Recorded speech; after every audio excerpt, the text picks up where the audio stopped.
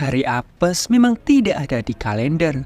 Begitu juga yang terjadi pada mantan polisi ini. Di hari itu, istrinya ditipu seseorang. Semua tabungannya dikuras habis. Istrinya lalu mengalami kecelakaan sampai koma. Tidak sampai di situ saja, rekan-rekannya juga ikut ditipu. Bahkan bosnya sendiri juga harus tewas karena kejadian tersebut. Dendam yang tertumpuk itulah yang membuat mantan polisi ini bertekad untuk menangkap pelakunya. Perjuangannya penuh lika-liku, bahkan dia harus jatuh bangun untuk mencari tahu dalang di balik semua ini. Akankah kasus ini terkuak? Dan inilah On The Line.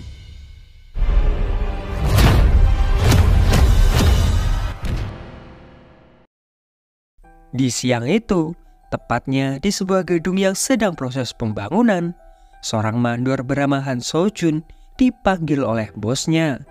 Bosnya ini menaikkan gajinya Sojun untuk bulan depan karena kerjanya yang cukup cekatan.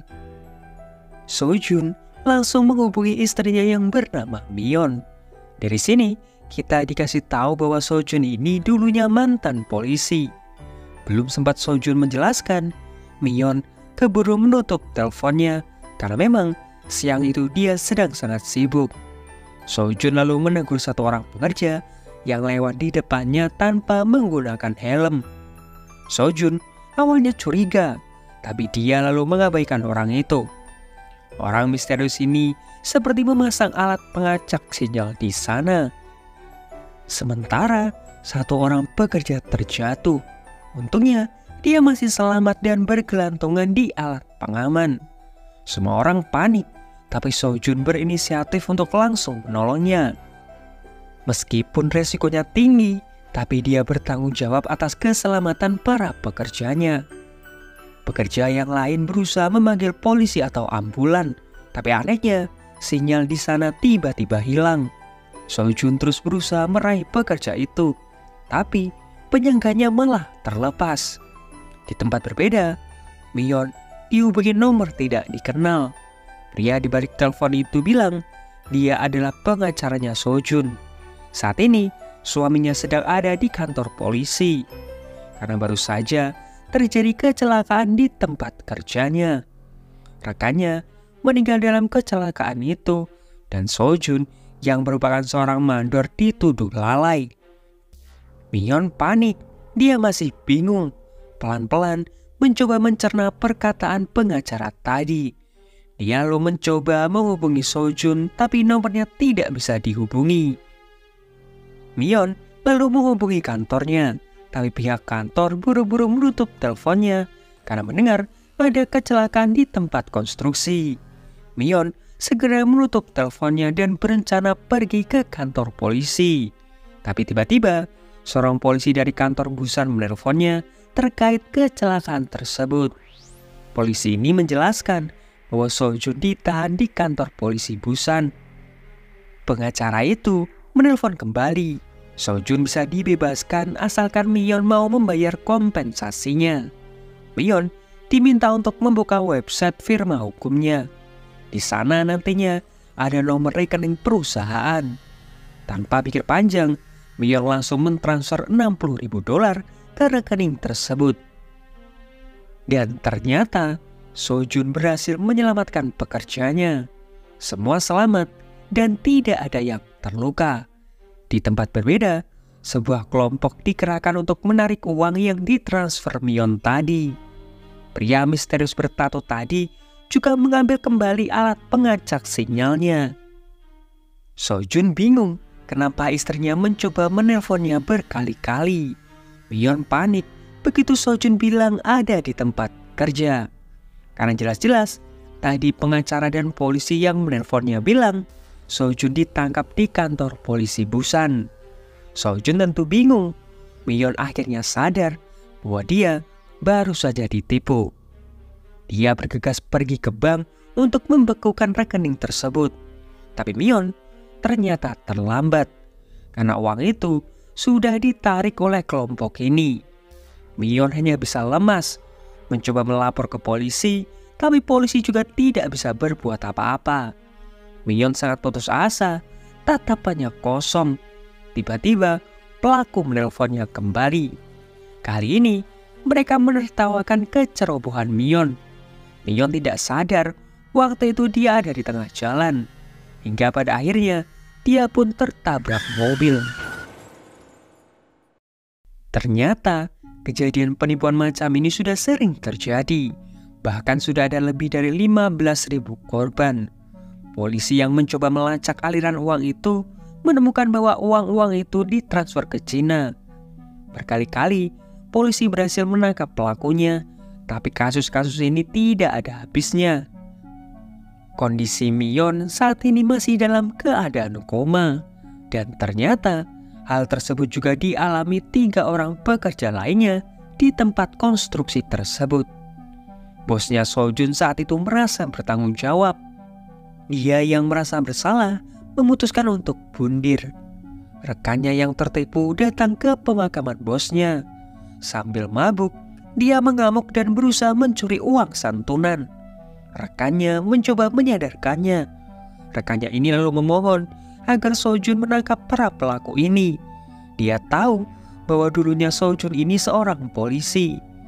Uang yang dicuri darinya adalah uang untuk operasi anaknya. Sojun hanya tertunduk. Dia tidak bisa berbuat apa-apa. Sekretaris bosnya lalu cerita, beberapa hari yang lalu ada telepon dari pihak asuransi dengan penawaran yang menarik. Nah, si bos ini tertarik dan mengirimkan identitas semua karyawan-karyawannya. Itulah alasan mengapa si bos ini sangat merasa bersalah. Sojun lalu ingat tentang orang misterius bertato tersebut. Dia langsung melihat CCTV, karena petunjuk satu-satunya yang dia punya tato di leher tersebut. Dia langsung mencoba pergi ke beberapa studio tato. Untuknya ada satu tato artis yang mengaku mentato pria ini. Tato artis ini ngasih tahu bahwa pria yang ditatonya bekerja di sebuah tour and travel. Di tempat berbeda, pria bertato ini merekrut beberapa imigran gelap. Mereka lalu disebar ke sejumlah kota-kota besar di Korea. Sojun juga berhasil menemukan keberadaan mereka. Dia langsung menabrakkan mobilnya. Pria bertato itu diajar habis-habisan oleh Sojun. Sojun lalu bertanya, suara siapa di telepon ini? Pria ini tidak bisa menjawab, tapi dia hanya memberikan petunjuk sebuah tempat. Pria ini lalu diseret ke kantor polisi. Sementara di dalam, polisi sedang menjelaskan ke beberapa korban bahwa uang-uang yang mereka transfer ke penipu ini langsung ditarik secara tunai. Maka dari itu, akan sangat sulit untuk melacaknya. Satu-satunya yang polisi tahu, pusatnya ada di Cina. Cuma, mereka tidak punya wewenang untuk menyelidikinya ke sana. Tentu, semua orang sangat kecewa. Sojun memaksa masuk. Dia punya bukti keberadaan organisasi ini ada di Korea. Cuma, kepala divisi kejahatan meminta Sojun untuk tidak gegabah dan menyerahkan ini ke polisi. Kepolisian Korea sudah menelpon pihak Cina untuk meminta bantuan, karena memang pusatnya ada di sana. Dirasa polisi tidak membantu, Sojun bertekad menangkap penjahat ini sendiri. Di tempat berbeda, seorang wanita bernama Sil sedang ditawan para gangster. Karena diketahui dia mencuri uang para gangster ini untuk berjudi. Sojun datang untuk menyelamatkannya. Karena Sil seorang hacker, Sojun memintanya untuk melacak telepon tersebut. Sil sepakat jika dia mendapatkan bagiannya, dia akan membantu. Sil lalu menjelaskan bahwa ada 3 tempat yang menjadi pusat penelpon ini. Organisasi ini juga mengirimkan sebuah tautan. Ketika diklik, semua informasi di HP itu langsung terkirim ke organisasi ini. Mereka juga punya alat untuk memalsukan nomor mereka. Itulah alasan organisasi ini sulit untuk dilacak. Di tempat berbeda, polisi mencoba menyelidiki tempat keberadaan organisasi ini yang dikatakan Sojun waktu itu. Sojun yang mendapatkan laporan tersebut juga langsung bergerak ke sana. Sojun merasa cara yang digunakan kepolisian ini kurang efektif. Jadi dia berinisiatif menyamar untuk masuk ke dalam. Sojun menyamar sebagai kurir yang mengantarkan kiriman orang-orang Cina ke Busan. Dia ingin menemui seseorang yang dipanggil Prestige Park. Sementara di dalam, Prestige Park sedang merencanakan sesuatu yang lebih besar. Dia meminta data dari orang-orang yang ingin membeli apartemen baru. Dan data-data itu bisa dengan mudah dia dapatkan. Sojun lalu masuk. Dia langsung bilang bahwa ada polisi yang menyamar di antara para pekerja di sana.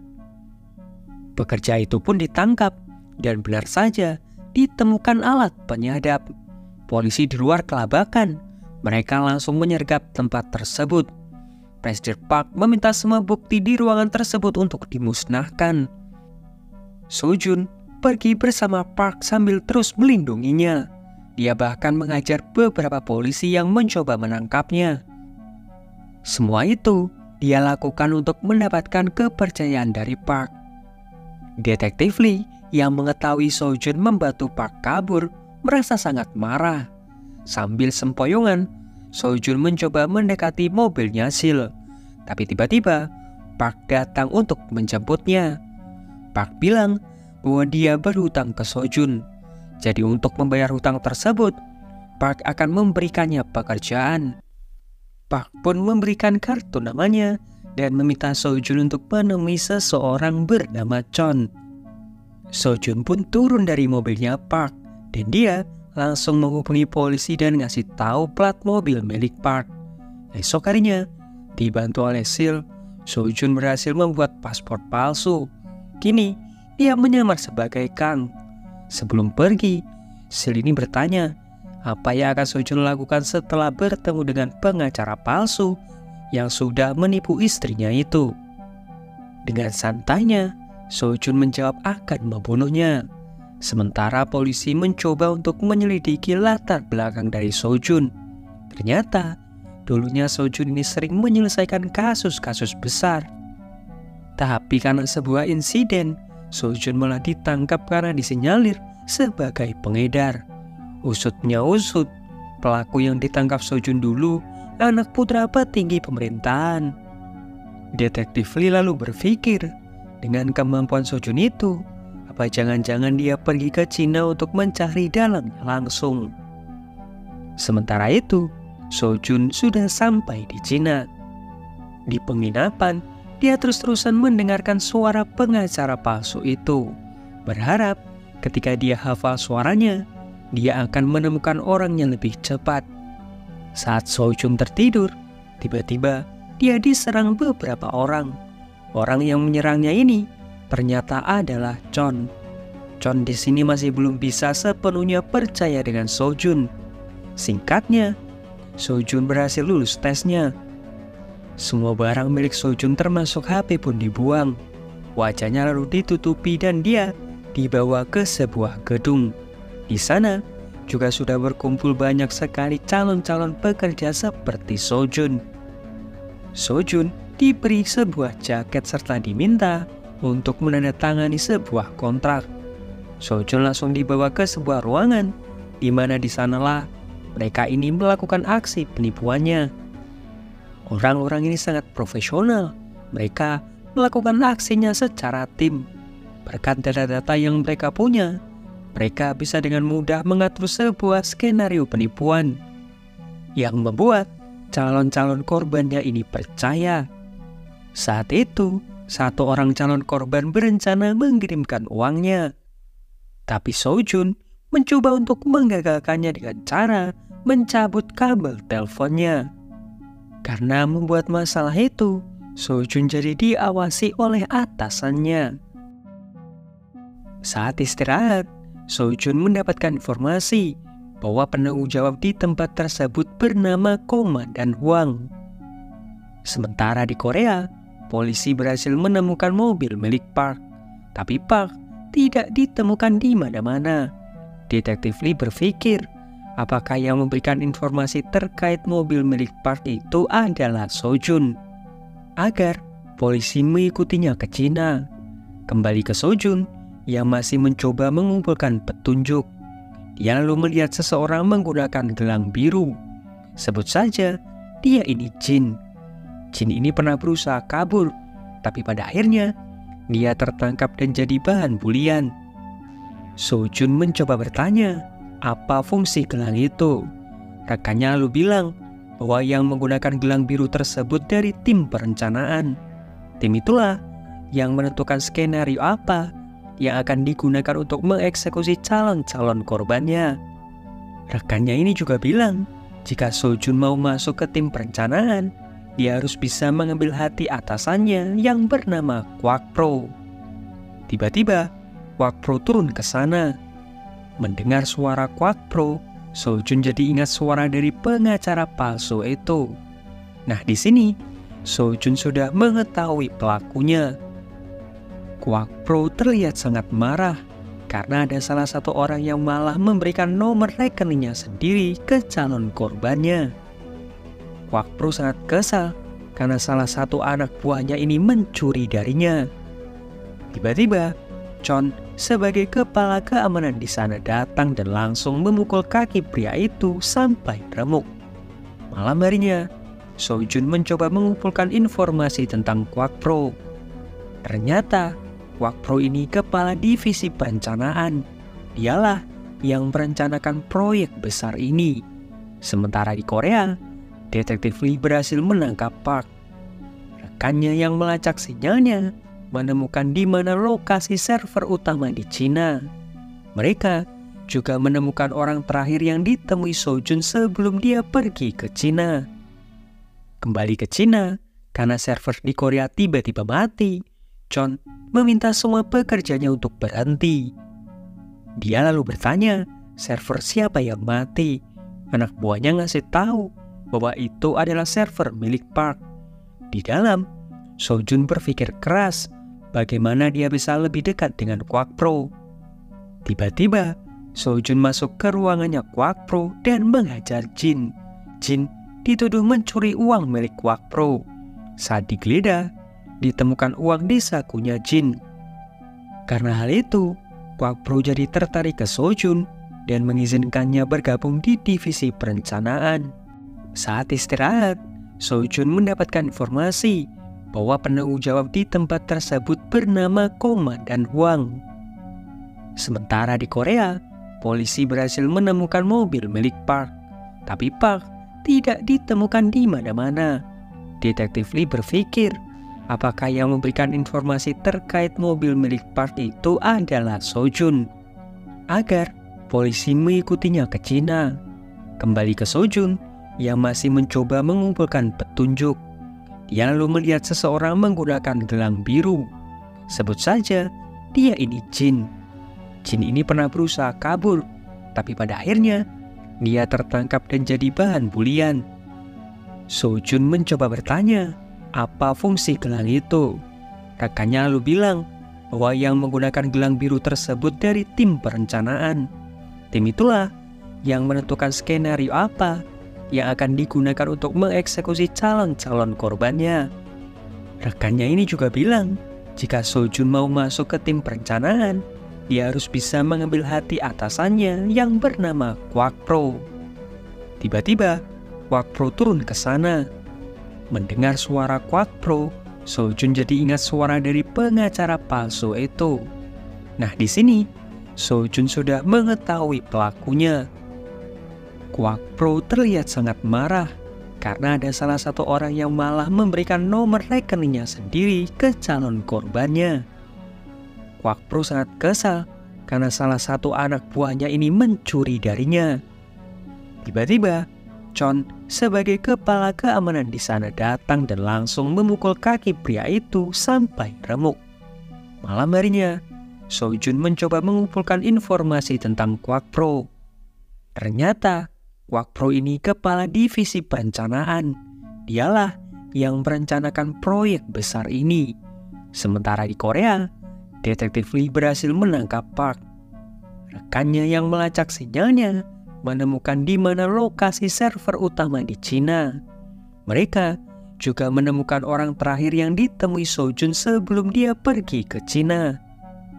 Kembali ke Cina, karena server di Korea tiba-tiba mati, John meminta semua pekerjanya untuk berhenti. Dia lalu bertanya, server siapa yang mati? Anak buahnya ngasih tahu bahwa itu adalah server milik Park. Di dalam, Sojun berpikir keras bagaimana dia bisa lebih dekat dengan Quackpro. Tiba-tiba, Sojun masuk ke ruangannya Quackpro dan menghajar Jin. Jin dituduh mencuri uang milik Quackpro. Saat digeledah, ditemukan uang di sakunya Jin. Karena hal itu, Quackpro jadi tertarik ke Sojun dan mengizinkannya bergabung di divisi perencanaan. Sojun lalu berusaha mendekati Jin. Dia bertanya, kenapa lift ke lantai 4 keamanannya sangat ketat. Jin menjelaskan bahwa di lantai 4 adalah tempat pengelolaan uang, data pribadi, dan seluruh pusat pangkalan ada di sana. Sementara itu, John ditelepon Direktur Wang. Direktur Wang meminta John untuk menyelesaikan masalah di Korea. Dia juga meminta John untuk mengawasi Quackpro, karena dia bisa berkhianat sewaktu-waktu. Direktur Wang lalu menghubungi Quackpro. Dia meminta Quackpro untuk segera menyelesaikan proyek besar yang sudah dia susun. Direktur Wang mengingatkan kembali bahwa Quackpro ini pernah dipenjara karena memanipulasi saham dan seorang pengedar. Dan Direktur Wang lah yang menyelamatkan hidupnya Quackpro. Maka dari itu, Direktur Wang mengingatkan kembali bahwa dia hanyalah seekor anjing yang harus patuh akan tuannya. Sementara Sojun yang menyimpan bola golf dari ruangannya Quackpro menggunakan bola tersebut untuk mengganjal lift barang. Saat semua orang tertidur, Sojun mendengarkan Quackpro yang sedang berbicara dengan seseorang.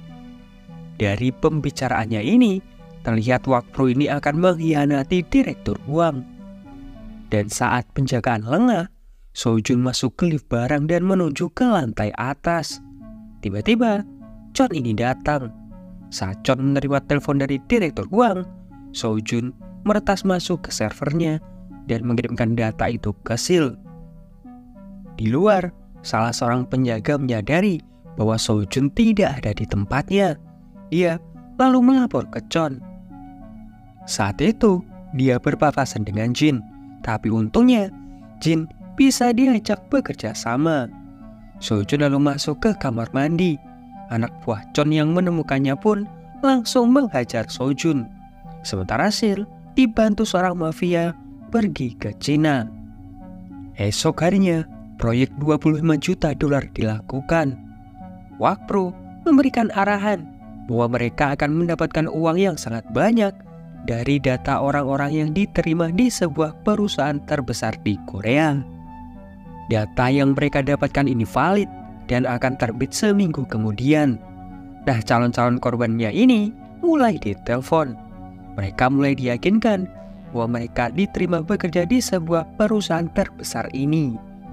Dan setelah orang-orang ini yakin, kelompok ini meminta data diri dan kredit serta data kesehatan calon-calon korbannya. Alasannya untuk menghindari orang-orang yang diterima bekerja di perusahaan ini punya masalah perkreditan. Dan jika mereka bilang masih punya tanggungan kredit, kelompok ini akan mengarahkan agar korbannya mengurus dana jaminan ketenagaan kerja muda dari pemerintah. Lalu, setelah korban-korbannya ini mengurus pinjaman tersebut, hanya dalam waktu 3 jam, uang-uang itu akan masuk ke rekening kelompok ini. Itulah rencana jenius yang sudah disusun oleh Quackpro. $10 juta mulai masuk ke rekening kelompok ini setelah melakukan aksinya ke 300 orang. Rencana berikutnya, mereka akan melakukan ke 500 orang lainnya. Kali ini, mereka akan menipu perusahaan bursa saham dengan nilai $15 juta. Di sisi lain, Sojun yang dikunci di suatu ruangan berusaha untuk keluar. Beberapa saat kemudian, Jin datang dan langsung membantunya untuk keluar. Di tempat berbeda, Sil yang sudah mendapatkan datanya mencoba untuk mengambil uang-uang itu. Dirasa semua sudah sesuai rencana, tapi tiba-tiba orang-orang yang asli malah datang. mereka akhirnya tertangkap dan akan dieksekusi. Untungnya, polisi-polisi Korea datang tepat waktu dan langsung menangkap para penjahat ini. Detektif Lee lalu bertanya ke Sil bagaimana caranya dia berkomunikasi dengan Sojun. Sil pun akhirnya jujur bahwa di HP-nya terdapat data-data yang dikirim oleh Sojun. Sementara di pusat, Chon mendapatkan informasi bahwa tempat penukaran uangnya sudah digerebek oleh polisi. Anak buahnya juga melaporkan bahwa Sojun sudah kabur. Sojun sendiri berusaha mematikan listrik di gedung tersebut. Di waktu yang sama, kepolisian Korea tidak juga bisa melacak IP data yang dikirimkan oleh Sojun. Jadi mereka tidak tahu di mana keberadaan Sojun saat ini. Bisa dibilang, saat ini Sojun sedang berjuang sendiri. Dia juga berhadapan dengan Kwak Pro. Chon yang mengetahui polisi sudah bergerak meminta seluruh gedung untuk dikosongkan. Mendengar keributan, Chon lalu datang. Chon yang mengambil HP milik Kwak Pro akhirnya sadar bahwa Kwak Pro ini sudah berkhianat. Jadi Chon langsung mengajar Kwak Pro. Orang kepercayaannya Kwak Pro langsung menusuk Chon. Sojun sendiri berusaha bersembunyi sambil mencoba mencari sinyal agar bisa mengirimkan koordinat lokasinya. Tiba-tiba Jin ini datang. Jin langsung berteriak bahwa Sojun ada di sana.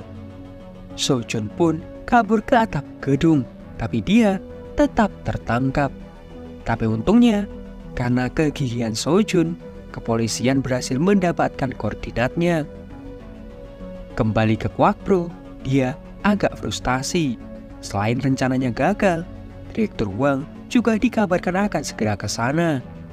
Kwak Pro lalu punya sebuah ide. Dia ingin mengkambing hitamkan semuanya ini ke Sojun.